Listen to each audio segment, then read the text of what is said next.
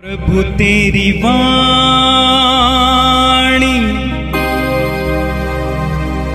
जीवन की रोटी, नयनों की ज्योति, अंधेरा मिटाती।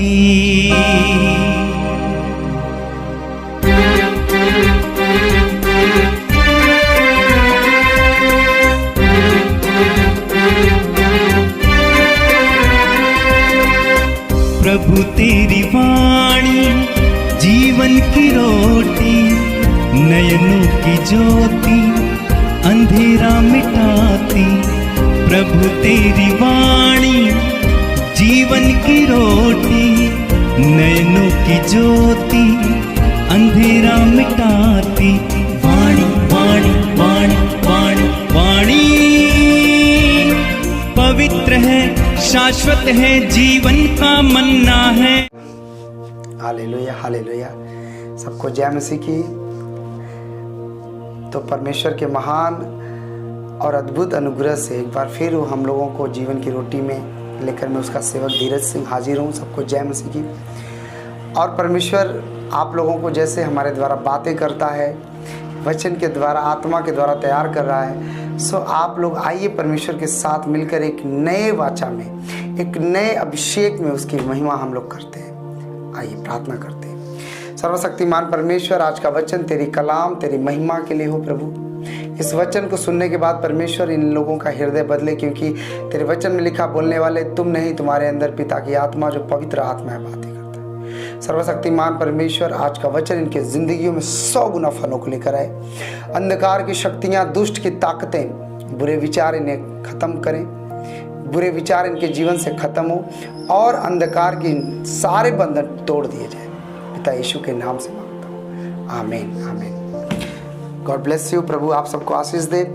आज का वचन महिमा के साथ, अनुग्रह के साथ है। सो आज का वचन हम देखेंगे कि उपवास काल में जो लगातार आप लोगों को दिया जा रहा है, जैसे जैसे परमेश्वर अगुवाई कर रहा है, तो इस उपवास काल में परमेश्वर हमसे क्या मांगता है और किस तरह से अपने वचन को हमारे ज़िंदगी में पूरा करता है। सो आइए हम देखते हैं निर्गम की पुस्तक अध्याय 17 और वचन 9 से, अध्याय 17 वचन 9 से हम लोग पढ़ते हैं। और परमेश्वर इस वचन के द्वारा, ध्यान देना, एक एक वचन जो है ना परमेश्वर का, वो जीवित और सत्य है। जो परमेश्वर है अपने दास के द्वारा बात करता है, दास अपने आप परमेश्वर की आत्मा के द्वारा लोगों से बात करता है। अब आपके ऊपर डिपेंड करता है उस वचन को तुम कितना सीरियसली और कितना आत्मा से महसूस करते हो। अगर तुम्हें लगता है कि परमेश्वर के दास ने कहा बंधन टूट चुके हैं, तो खुदावन बंधन मेरे टूट चुके हैं। आमीन। तो ये चीज़ें आपके अंदर कॉन्शियस में रखना है। आइए हम वचन की तरफ मनन करते हैं। और मेरा विश्वास है बहुतों का, सैकड़ों लोगों का आ रहा है कि फादर जी सच में हम लोगों का जीवन बदल रहा है। आप लोग भी अपने कमेंट में लिख सकते हो, दूसरों को शेयर कर सकते हो, क्योंकि ध्यान देना, हमें यूट्यूब चैनल से पैसे नहीं कमाने हैं, परमेश्वर के कामों को बढ़ाना है। हालेलुया। सो आइए हम लोग परमेश्वर के वचन में चलते हैं। देखिए, आइए निर्गम की पुस्तक अध्याय 17 वचन 9 में लिखा, तब मूसा ने यहोशू से कहा, हमारे लिए कई पुरुषों को चुनकर छांट ले और बाहर जाकर अमालेकियों से लड़, और मैं कल परमेश्वर की लाठी हाथ में लिए हुए पहाड़ी की चोटी पर खड़ा रहूंगा। मूसा की इस आज्ञा के अनुसार यहोशू, जो मूसा का टहलुआ था, सेवक था, परमेश्वर का वॉलंटियर था, जो भी चेला था, यहोशू अमालेकियों से लड़ने लगा। लिखा, और मूसा, हारून और हूर पहाड़ी की चोटी पर चढ़ गए। जब तक मूसा अपना हाथ उठाए रहता था, तब तक तो इजरायली लोग अमालेकियों पर प्रबल होता था, यानी जीतता था। परंतु जब जब वह अपने हाथ को उसे नीचे करता, तब तब अमालेक यानी उसके जो शत्रु थे उस पर प्रबल होता था। पर जब मूसा के हाथ भर गए, तब उन्होंने एक पत्थर लेकर मूसा के नीचे रख दिया और वह उस पर बैठ गया, और हारून और हूर एक एक अलंग में उसके हाथों को संभाले रहे, और उसके हाथ सूर्यास्त तक स्थिर रहे। और यहोशू ने अनुचरों यानी अपने सैनिकों के साथ समेत अमालेकियों को तलवार के बल से हरा दिया। God bless you. प्रभु आपको इस वचन के तरह आशीष दे। अब ध्यान देना इस वचन को, परमेश्वर का वचन क्या कहता है। परमेश्वर का वचन कहता है कि एक जगह जो अमालेकी थे, जो परमेश्वर के विरोध में थे, पाप में थे, जो परमेश्वर के पुस्तक में वो पाप में गिने गए थे। क्यों? क्योंकि उनका जो अमालेकी जाति थी वो अपने बच्चों को नर बलि करते थे, दुष्ट आत्माओं को, मूर्तियों को बलिदान देते थे, और व्यभिचार में थे, जो कनान देश में अमालेकी रहते थे। तो परमेश्वर ने मूसा से कहा कि मैं अमालेकियों को तुझे देता हूँ, जा तू और उनसे युद्ध लड़। अब जब वो लोग आकर युद्ध लड़ने लगे या आगे डेरा डाल दिया इजरायलियों के, तो जो मूसा था वो परमेश्वर का दास था, अभिषेक था, और जो उसका चेला था, जो यहोशू था, हाँ, उसके साथ रहता था। हालेलुया। अब ध्यान देना, मूसा दास था, यहोशू चेला था, और बाइबल बताती है कि मूसा से परमेश्वर बातें करता था और मूसा के साथ साथ यहोशू रहता था। और जैसे यहोशू ने कहा कि यहोशू मेरे लिए कुछ पुरुषों को चुन और तू जा उन लोगों को लड़, और मैं कल परमेश्वर की लाठी लेकर पहाड़ी पर चढ़कर तेरे लिए प्रार्थना करूंगा। हालेलुया। कह रहा है कि चोटी पर खड़ा रहूंगा। खड़ा रहूंगा मतलब क्या? पहाड़ पे जाके खड़ा रहूंगा। हालेलुया। और आगे वचन कहता है कि मूसा की इस आज्ञा के अनुसार यहोशू ने एक बार भी नहीं कहा कि नहीं नहीं हम नहीं जाएंगे, हमें डर लग रहा है। हालेलुया। लिखा कि वो वैसा ही यहोशू ने किया, जाकर शत्रुओं से लड़ने लगा। और मूसा जो और के साथ एक हारून था जो पास्टर था, ये महायाजक था, हूर था वो भी याजक था। ये लोग मूसा के साथ पहाड़ी पे चढ़ गए। नीचे युद्ध चल रहा है घमासान, ऊंचे पे मूसा और लोग देख रहे हैं और प्रार्थना में बैठे थे। हालेलुया। पर बाइबल बताती है कि जब जब मूसा अपने हाथों को उठा के प्रार्थना करता था, कह रहा तब यहोशू उन पे जीता था, अमलेकी पीछे जाते थे। पर जैसे जैसे मूसा पीछे हाथ नीचे करता था, वैसे वैसे उसके शत्रु अमलेकी उस पर चढ़ाई करते थे। अब क्या? अब यहाँ समझने वाली बात यह है कि जिस चीज को परमेश्वर ने कह दिया कि मैं तुझे देता हूं, जाके लड़, तू जीत जाएगा, तो उस चीज के लिए अब हमें हाथ को ऊंचा उठाने का क्या मतलब है? हाँ, या इजराइल नीचे क्यों हो रहा है? अब जरा समझिए इस वचन को। आज मसीहत, आज सेवा करने वाले लोग इस बात को भूल में हैं। वो कहते हैं हाँ आओ हम प्रार्थना करते हैं चंगे हो जाओगे, आओ हम ये करते हैं चंगे हो जाओगे, अब ये कर लो चंगे हो जाओगे, बपतिस्मा ले लो चंगे हो जाओगे। ये झूठ है। ध्यान देना, ये सरासर झूठ है और ये धोखा है। बाइबल में लिखा धोखा न खाओ, परमेश्वर ठट्ठों में उड़ाया नहीं जाता। मूसा और हूर और हारून चाहते तो बैठ के आराम से देखते, पर उसने क्यों कहा कि मैं परमेश्वर की लाठी लेकर, कह रहा पहाड़ी पर खड़ा रहूंगा। क्या करूंगा? खड़ा रहूंगा। क्यों खड़ा रहूंगा? क्यों पहाड़ी पर जाऊंगा? क्यों लाठी लूंगा? क्योंकि दिन बुरे चल रहे हैं। समय जो चल रहा है वो सोने का, बैठने का, आराम करने का नहीं है कि नहीं यहोशू तू चला जा, परमेश्वर ने कह दिया, मैं भविष्यवाणी करता हूं, अब तेरा काम हो जाएगा, जा तू जीत लेगा। कह रहा नहीं, कह रहा तू उधर युद्ध लड़ और मैं उधर मदद मांगूंगा। आज कलीसिया इस अंधकार में शैतान के महाझलावे में है कि पास्टर का नंबर है ना, प्रार्थना करा लो, प्रार्थना का नंबर है ना, वचन पढ़ लो, कोई दिक्कत नहीं है, प्रार्थना है ना, हो गई ना रविवार की सभा, आप 6 दिन पाप करो या 6 दिन आराम भी करोगे, कौन देखता है 7वां दिन जाके प्रार्थना करने का? तुम्हें बुखार था ना, बुखार ठीक हो गया, तुम्हें झगड़े होते थे, झगड़े छूट गए, लड़ाई होती थी, खत्म हो गए, कर्जे थे, खत्म हो गए। शैतान जान लो ढीठ प्राणी है। क्या है? ढीठ प्राणी है।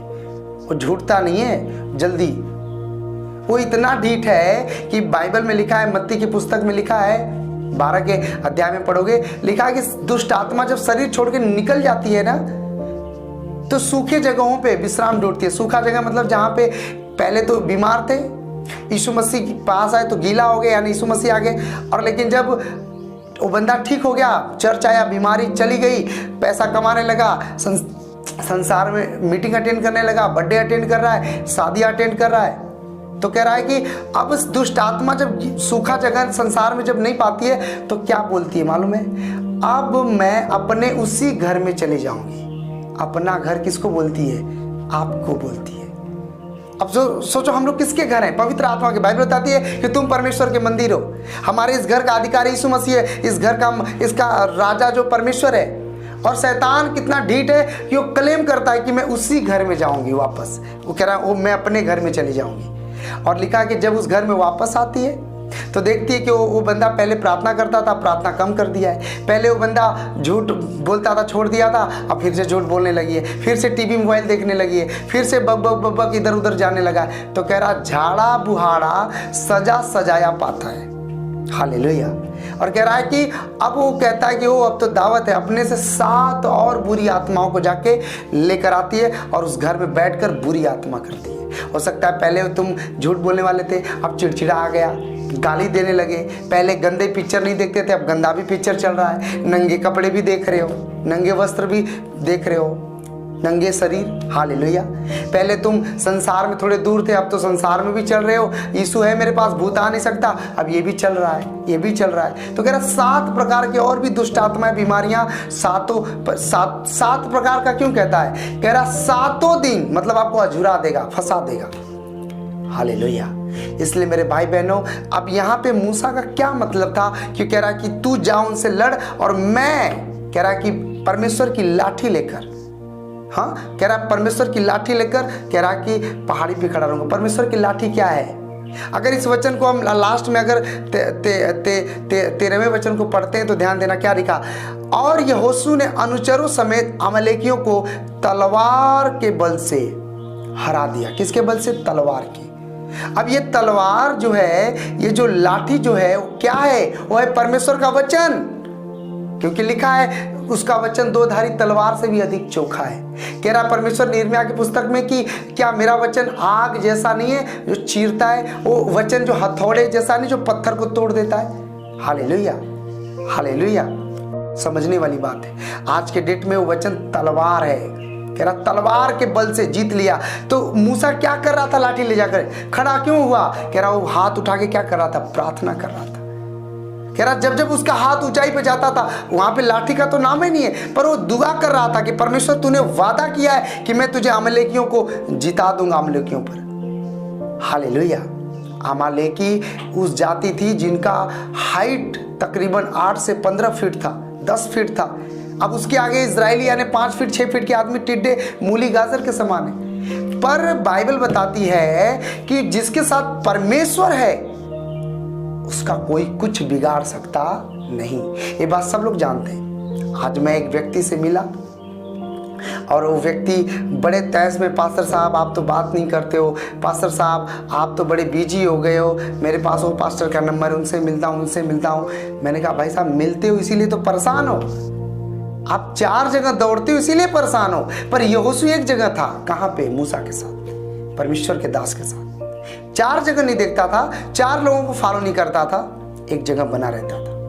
मेरे भाई बहनों, आज अगर बाइबल देखो उठाकर तो लिखा हो पहाड़ी पे चला गया। क्यों नहीं वो मंडली में अपने जो चर्च में चला गया? क्या वो प्रार्थना करते हैं? कह रहा एकांत में गया और आत्मिक लोगों को लेकर गया। कह रहा 2 जन उसके साथ गए थे। और यीशु मसीह कहते हैं जहाँ 2 से 3 जन एक मन होकर किसी भी काम के लिए प्रार्थना करेंगे उनके लिए हो जाएगा। बोलो हालेलुया। लिखा हूर और हारून दोनों साथ थे। मूसा को एक पता था कि मेरे बस की अकेले बात नहीं है। हाँ, अमलेकी जो लाखों में है और इजरायली कुछ ही बंदे हैं तो जीत नहीं पाएंगे। उसी तरह मेरे प्रिय भाई बहनों, आज कलीसिया भूल में पड़ी है, उन्हें शैतान भरमा रहा है। क्या सुबह जीवन की रोटी, क्या शाम को वचन पढ़ो, कोई जिंदगी है क्या तेरा? तो कपड़े जैसा हो गया कि पहनो कचाड़ो फिर चढ़ जाओ। ये शैतान का प्लान है, पर परमेश्वर का प्लान नहीं है। अगर आप जैसे ही अगर इसके आगे पढ़ोगे तो लिखा कि जैसे ही मूसा ने प्रार्थना करके और दुआ मांगकर, हाँ जैसे यहोशू जीता, कह रहा उसी के 18वें अध्याय में कह रहा मूसा का जो ससुर था, हालेलुया हालेलुया हालेलुया, कह रहा मूसा का ससुर जो उससे नाराज थे, रिश्तेदार जो नाराज थे, कह रहा मूसा के ऊपर दुगना और भी अभिषेक आया। कह रहा उससे भेंट करने को आ गया। हाँ, उसी तरह अगर आप परमेश्वर के आगे अपने हाथों को उठा रहे हो, वो अपने हाथों को क्यों उठाता था? हाथ उठाने का मतलब क्या हुआ? कह रहा जब तुम हाथ उठाते हो मेरे लिए अन्न बलि और भेंट चढ़ाते हो, हालेलुया, परमेश्वर इससे प्रसन्न नहीं होता कि तुम उसे क्या दे रहे हो क्या नहीं ले दे रहे हो। परमेश्वर इससे प्रसन्न होता है कि तुम उसके साथ समय कितना व्यतीत कर रहे हो। अगर आप उपवास में हो तो आपका उपवास ऊपर वाले के साथ कितना है? ऊपर वाले जो ऊपर वास करता है उसके साथ तुम्हारा रहन सहन कितने घंटे का है? तो मेरे प्रिय भाई बहनों, आप किस पास्टर के साथ रहते हो, आप किस चर्च में अटेंड करते हो, किस दास के द्वारा तुम मिलन जुलन और खाना पीना खाते हो, बाइबल बताती है ये मायने नहीं रखता। मायने रखता कि तुम फॉलो कैसे करते हो, सीरियस कैसे लेते हो। अगर यहोशू वहाँ चाहता, कहता कि भाई साहब तुम लोग तो वहाँ जा रहे हो, मैं जाके क्यों लड़ूं, मैं कैसे जानूं कि मैं उनसे जीत पाऊंगा। लेकिन यहोशू को पता था कि जो मूसा है परमेश्वर का नबी, ये दास है, जो इसके मुंह से निकलता है वो शब्द मैंने पूरा होते हुए देखा है। आज चर्चों में आज लोग पूरी छुटकारा क्यों नहीं पाते? क्योंकि वो पूरी तरह परमेश्वर के पास आते ही नहीं है, उन्हें पूरा चाहिए नहीं। उन्होंने किसी ने कह दिया कि भाई साहब यीशु मसीह में आओ, ये बीमारी ठीक हो जाएगी। हाँ आए, बीमारी ठीक हो गई, बस काम खत्म। अरे इतना तो जरा सोचो कि वो कैसा भगवान है, कैसा ईश्वर है, जिसको डॉक्टर माथे पीट रहे हैं, जिसको दारू छुड़ाने के लिए जगह जगह मुक्ति केंद्रों पे गए, गलत दोस्तों को छोड़ने के लिए बहुत बार ट्राई किया, गंदे पिक्चर देखने के लिए बहुत बार बंद करने के लिए, गंदे टीवी देखने के लिए बंद करने के लिए बहुत बार ट्राई किया, हो नहीं पाया, और चर्च में गए, प्रार्थना रिसीव किया और छूट गया एकदम से। तो फिर क्यों तुम जा रहे हो? इसका मतलब क्या हुआ कि आप परमेश्वर से कितना सीरियस हो। मूसा और यहोशू सीरियस थे, तभी तो मूसा के बाद मूसा के बेटे को मूसा की जगह क्यों नहीं बनाया गया? किसको बनाया गया? यहोशू को। यहोशू कौन था? उसका टहलुआ था, उसकी आंखों की तरफ हमेशा इशारा देखता था कि अब मेरा पास्टर क्या कह रहा है। आज बहुत सारे लोग हैं जो अपने पास्टर को समझ ही नहीं पाते, और यहाँ पे बाइबल बताती है कि मूसा ने यहोशू से कहा हमारे लिए कई पुरुषों को चुनकर छांट ले और बाहर जाकर अमालेकियों से लड़। बाहर जाकर कह रहा कई पुरुषों को छांट ले, 1000 की बात नहीं कर रहा, कुछ ही लोगों को छांट ले और जाके लड़। आज मेरे भाई बहनों ज्यादा लोगों की जरूरत नहीं, कह रहा 3 लोगों की जरूरत है। अगर तुम पति पत्नी हो, माँ बेटे हो, भाई बहन हो, सास बहू हो, कह रहा 2 हो गए, तीसरा यीशु मसीह खुद है जिसकी पवित्र आत्मा है। कह रहा वचन के द्वारा काम करता है, और अपने हाथों को उठाए रखा। कह रहा उसके हाथ को अगर भर जाते थे तो कह रहा कि दूसरे मदद करते थे। उसी तरह अगर तुम बिजी हो, तुम प्रेयर कम कर पा रहे हो, कह रहा दूसरे मदद कर रहे हैं, तुम्हारी भेंट अर्पण कर रहे हैं, तुम्हारा उपवास अर्पण कर रहा है। आप एंजॉय कर लो संसार में कुछ दिन, पर लिख लेना आने वाले दिन में, जो दिन बुरा आने वाला, मैं पहले प्रोफेटिक वर्ड आप लोगों को दे रहा हूं कि वो दिन नॉर्मल नहीं होने वाले, दुख भरे होने वाले और बहुत ज़्यादा। पर उनके लिए बाइबल बताती है, उनके लिए जो खुदा के साथ वफादार और पवित्रताई में नहीं है।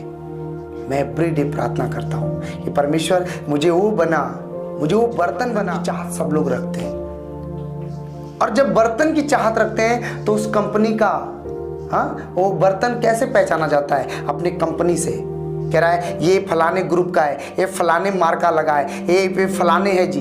तो कह रहा हमारे ऊपर भी एक मार्का लगा है, उसका मार्का क्या है? पवित्र आत्मा। उसका बयाना हमको आपको मिला है पवित्र आत्मा के रूप में।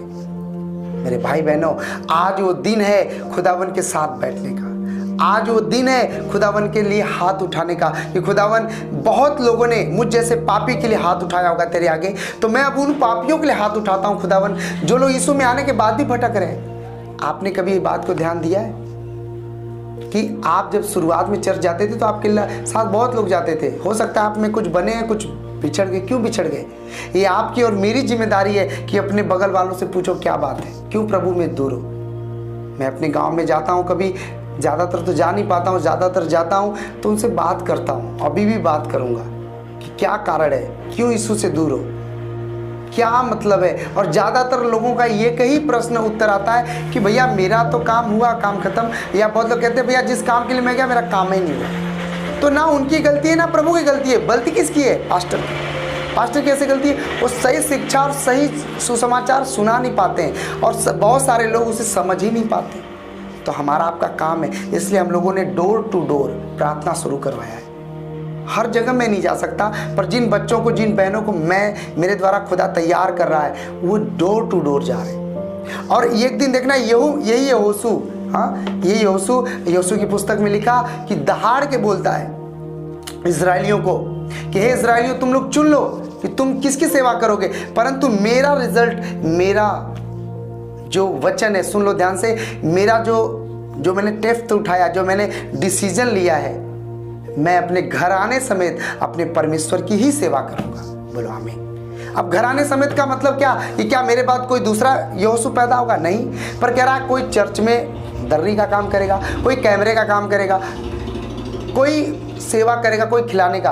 अगर आप 2 महीने से चर्च आ रहे हो, 2 हफ्ते से चर्च आ रहे हो, और जरा सोचो अभी तक आपने कार्यकर्ता में नाम नहीं लिखवाया, अभी तक आपने ये नहीं फ़ोन करके बोला कि मुझे प्रार्थना की ज़रूरत नहीं, मुझे पास प्रभु का दया हो चुकी है, अब मुझे सेवा बताइए मैं क्या कर सकता हूँ। बहुत सारे लोग इसलिए नहीं लिखवाते हैं कि पता नहीं पैसा देना पड़ेगा। मेरे भाई बहनों, आप सेवा नहीं करोगे, आप किससे अच्छा लोगों को प्रभु खड़ा कर देगा। ये काम जो मैं कर रहा हूं, अगर मैं नहीं करूंगा, मेरे जगह प्रभु मुझसे अच्छा लोगों को खड़ा कर देगा। ध्यान देना, उसके पास हमेशा एक बेस्ट चॉइस होता है। और मेरे भाई बहनों, जो लोग कमियां निकालते हैं, जो लोग एक दूसरे में काट कूट करते हैं, वो तो बाइबल बताती है वो तो ऐसे ही चलते ही जाएंगे। पर जो मुझसे प्रेम करते हैं, उनके लिए सारी बातें मिलकर भलाई को ही उत्पन्न करती है। आमीन। मेरे खुदावन के लोगों, अब हमें क्या करना है? अब अपने हाथों को उठाना है परमेश्वर के आगे। हाथ को उठाने का मतलब केवल हर समय हाथ ही नहीं उठाना, आत्मा से भी उठाना है, बीज से उठाना है, अपनी प्रॉपर्टी से, अपने बिजनेस से, अपने शरीर से, अपने जीवन से खुदावन को उठाना है, अपने जाति से, अपने लोगों से उठाना है परमेश्वर को। आज अब उस समय आ गया है कि हमें घर घर, परिवार परिवार, लोगों के पास पास जाकर उनसे बात करनी, उन्हें गवाही बताना है। इसलिए मैं आप लोगों से कह रहा हूं कि अब सेवा के लिए तैयार हो जाओ। अब ये समय नहीं है कि हम विश्वासी बनाएं, हम उन्हें गवाही दें। अब ये समय उन्हें चेला बनाने का। अभिषेक आप गलियों में लंगड़े को चलते हुए देखोगे आने वाले दिन में यीशु के नाम से। पर आप उसे सीरियस कितना लेते हो? हाँ, आप उसे सीरियस कितना लेते हो? आप देखना, बहुत जल्दी आश्रम में परमेश्वर ने कहा मैं ज्वाइन लेटर सरकारी नौकरी वालों की लाइन लगाने वाला हूँ। आमीन।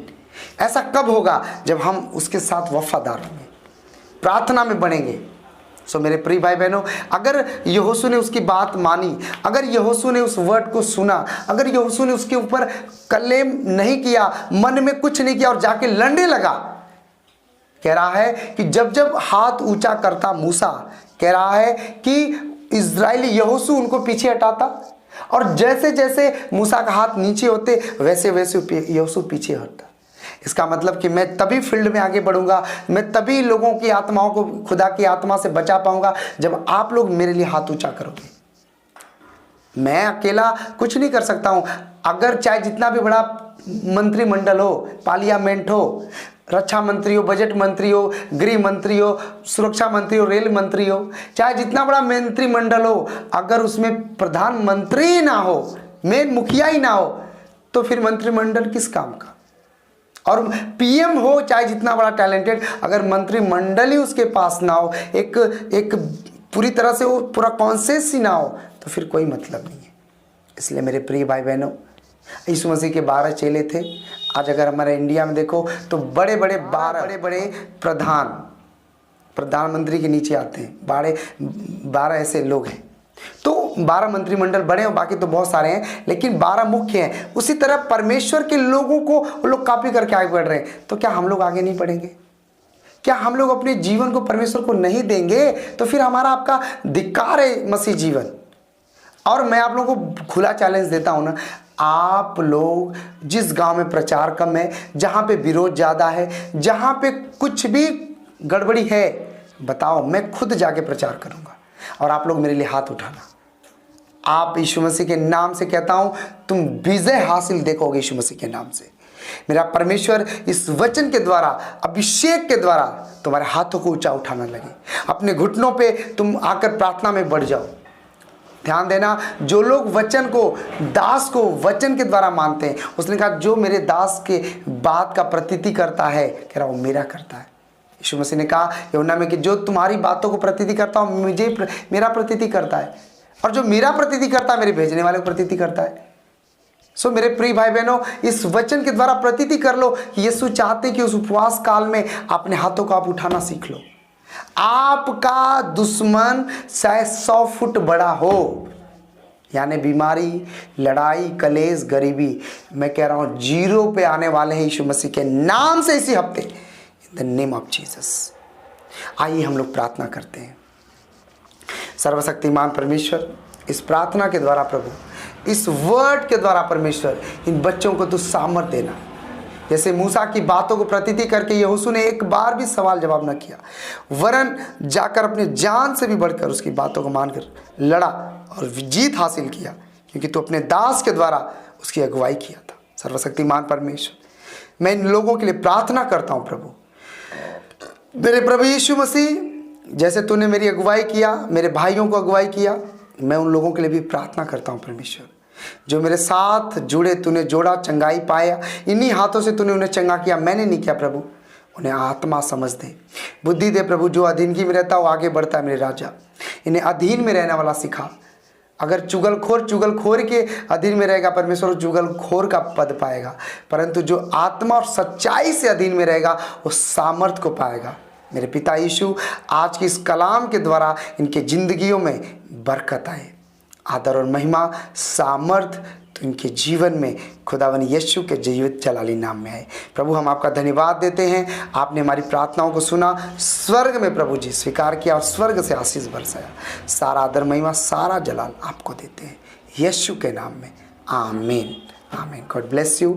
आप दूसरों को भी शेयर करें, बताएं, और खुदावन आपको सेम नहीं रहने देगा। मिलते हैं इस रविवार अनॉइंटिंग ऑयल में, आप सबको ज़बरदस्त आशीष दें। जय मसीह की।